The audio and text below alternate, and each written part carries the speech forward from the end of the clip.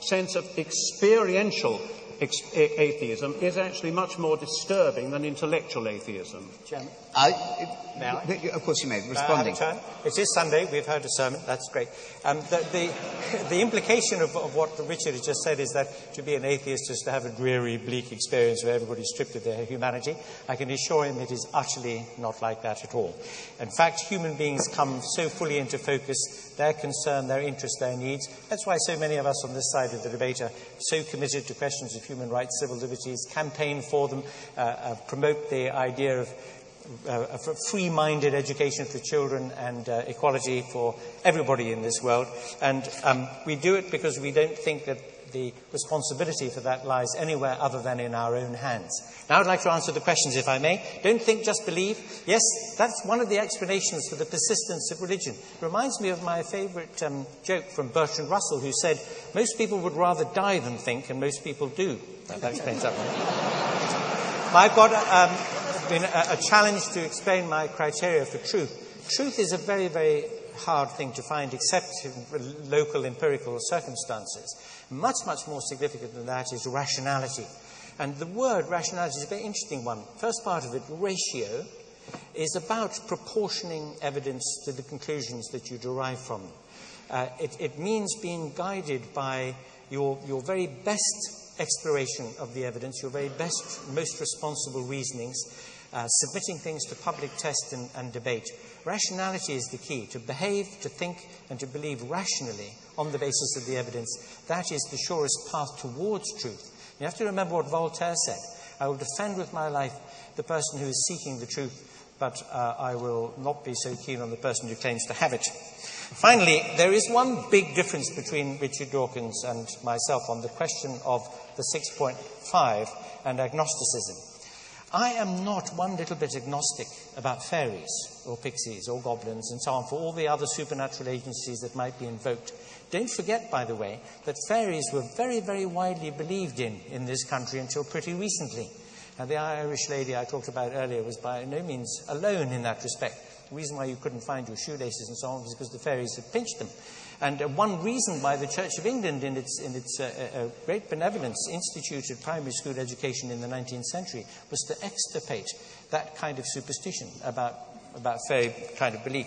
Now, I'm not an agnostic about that, and for exactly the same kind of rational, I hope, reasons, I'm not agnostic about deities and gods and goddesses and the rest of it. And finally, consciousness, very briefly. If you want to investigate the relationship of consciousness to matter, and in particular the brain, just take a heavy, blunt instrument and bash yourself over the head and see which bits of thinking you can no longer do. It's a terrible struggle here to balance reasoned comments from our very distinguished panellists and about 100 hands that are up at the moment, and I'm failing terribly all the time to try and get that balance. Let's take a question over here. A lady with a red hand up, or someone with a mic. Power is all. Got a mic, go. Yes. Hello. More a question to the two gentlemen who argue for the motion. I got the feeling that you're a little bit more aggressive and a little bit more on the defensive in this argument. And I just wonder, maybe you feel that religion, mainstream religion, is losing the argument, and therefore you have to go a little bit more on the defensive. And perhaps religion, as it is, has lost its purpose at all in the way of explaining the world and the universe and binding society together. What do you feel about this? And hold that, and we're going to take these in the sum-ups. Lady over there. I'd just like to ask Richard Dawkins a straight question. He seems to speak with some authority about what vicars are saying in their pulpits at churches. When were you last in a church? And a questioner over here. Do we have someone with a microphone over here? Someone with a microphone, stand up. Go, anyone with a microphone. Off you go. Your moment has come. Let's go. Microphone, please stand up. Go. Ask. Yes. Please go. It's a question about silence. Yeah. This is to Moore. You say the ground perhaps as if, like, we know, like atheists know everything, even though atheists and scientists only have theories, and yet you have the Bible, and that is the word, and you fail to accept anything else than that. Thank you for that. Now we're going to now have the sum-ups, and there's a premium here on doing it in 2 minutes each. I'm going to ask Richard Dawkins to begin by summing up everything you've heard and everything you want to say.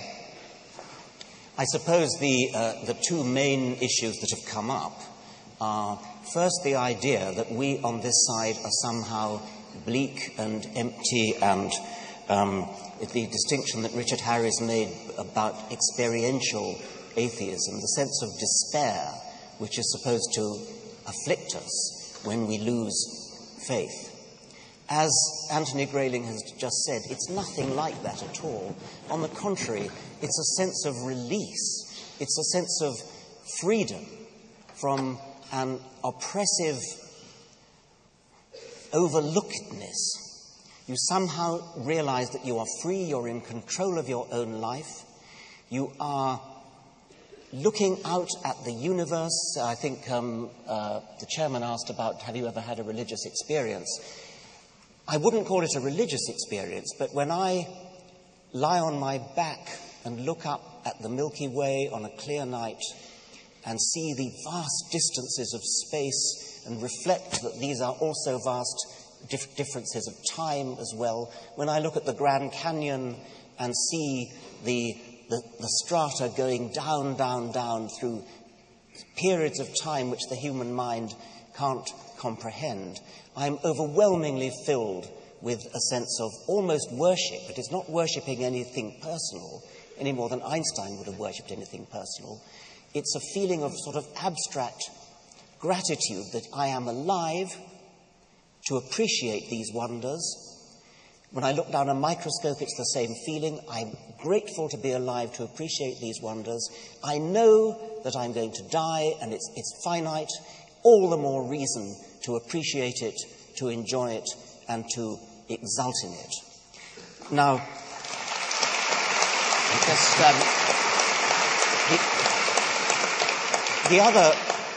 the other issue is the narrow one of the motion. Are we fundamentalist? I think it's probably fair to say that some of us are passionate, and that we are very deeply passionate. We care deeply about, for example, the truth, which I would define as that which is supported by objectively discernible evidence. We're passionate, and we may be passionate about some of the moral issues that arise. They haven't come up much this evening, but moral issues that arise when religiously influential people interfere with the private lives of others. I feel very passionate about that. But please don't mistake passion for bigotry, for narrowness, for arrogance, for fundamentalism. You can be passionate without being fundamentalist. There really is an important difference. I'm happy, indeed proud, to be passionate. I'm happy to be passionate about the truth. I'm happy, I hope, to speak clearly, but none of that implies fundamentalism in the sense of extremism or in the sense of implacable devotion to some kind of holy book. Richard, I let you run on there because you were briefer in your initial. Could I ask everyone just to keep ideally to 2 minutes in the sum-up comments, please? I was very glad to hear what Richard Dawkins said just then, but I don't think that is the characteristic of his writing and preaching.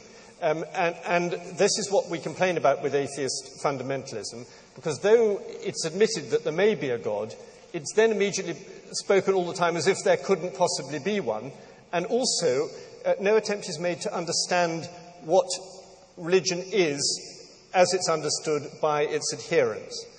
Richard spoke eloquently of that sense of freedom. I do assure you that Christians believe that freedom. They experience that freedom. And I do assure you also that when they lie down and look at the Milky Way, they have comparable experiences. But I think that they have